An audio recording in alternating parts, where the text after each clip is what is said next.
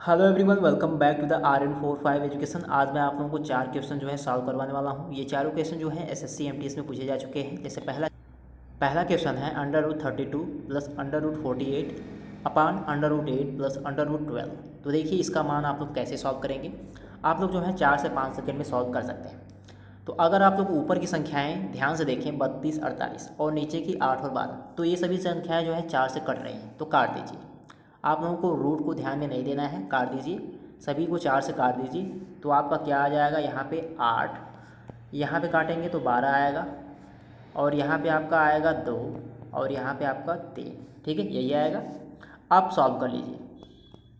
कड़ी में 8, इसे सॉल्व करेंगे तो ये आपका आ जाएगा 2 कड़ी में 2, कड़ी में 12, ये आपका आ जाएगा 2 कड़ी में 3। नीचे आपका वैसे ही है, कड़ी में 2 प्लस कड़ी में 3। ठीक है, तो अगर आप लोग ध्यान दें तो ऊपर जो है 2 आपका कॉमन हो जाएगा। तो कुछ इस प्रकार से जो है मान आया है। अगर ऊपर से 2 कॉमन कर लें तो ये बचेगा कड़ी में 2 प्लस कड़ी में 3, और नीचे भी आपका कड़ी में 2 प्लस कड़ी में 3, तो ये वाला कैंसिल हो जाएगा। तो क्या बचेगा आपका 2। तो इसका मान जो आएगा आपका 2, बी वाला ऑप्शन आपका सही हो जाएगा 2। अगला क्वेश्चन देखिए। दूसरा प्रश्न है ए, बी और सी का औसत भार 45 किलोग्राम है।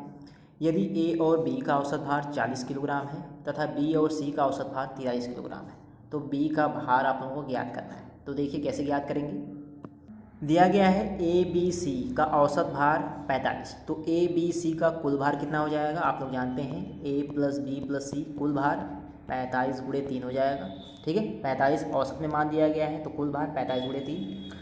और दूसरी लाइन में ए और बी का कुल भार निकालेंगे, ए और बी का कुल भार निकालें तो ये हो जाएगा आपका 40 गुणे 2। ठीक है, और तीसरी लाइन में बी और सी का औसत भार 43 है, तो कुल भार क्या हो जाएगा बी और सी का 43 गुणे 2। ठीक है, तो गुणा कर दीजिए। ये आएगा आपका 135, यहाँ पे आएगा 80, और यहाँ पे आएगा आपका 86। ठीक है, तो अगर इन दोनों को जोड़ दें तो ये आएगा a प्लस 2b प्लस सी। क्या आएगा आपका, यहाँ से 86 और 80 जोड़ देंगे तो ये आएगा आपका 166 आएगा। ठीक है, ये दूसरा समीकरण बना लीजिए, और ये है आपका पहला। दूसरे में से पहला जब घटाएंगे a प्लस 2b प्लस सी, पहला वाला है a प्लस बी प्लस सी, घटाना है। ठीक है, तो ये तो कैंसिल हो जाएगा, क्या बचेगा b, और इधर आपका क्या है 166, 135, ये घटाना है, तो ये आ जाएगा आपका 31। बी का मान क्या है 31, यानी बी का कुल भार 31 किलोग्राम। ठीक है, तो डी वाला ऑप्शन सही है, 31 किलोग्राम। ठीक है, अगला क्वेश्चन देखिए। तीसरा प्रश्न है, किसी संख्या के आधे, 1/3, 1/4 का योग उस संख्या से 12 अधिक है, वह संख्या है। तो मान लीजिए संख्या क्या है x, तो प्रश्न के अनुसार क्या कहा गया है, x का आधा, x का तिहाई मतलब x/3, और इसका चौथाई। प्रश्न के अनुसार कहा गया है किसी संख्या के आधे, 1/3 और 1/4 का योग उस संख्या से 12 अधिक है, उस संख्या से 12 अधिक है। तो प्रश्न के अनुसार तो यही कहा गया है। एलसीएम ले लेंगे तो यहाँ पे 12 आएगा, 6x, 4x, 3x, और यहाँ पे x प्लस 12। ठीक है, हल कर लीजिए।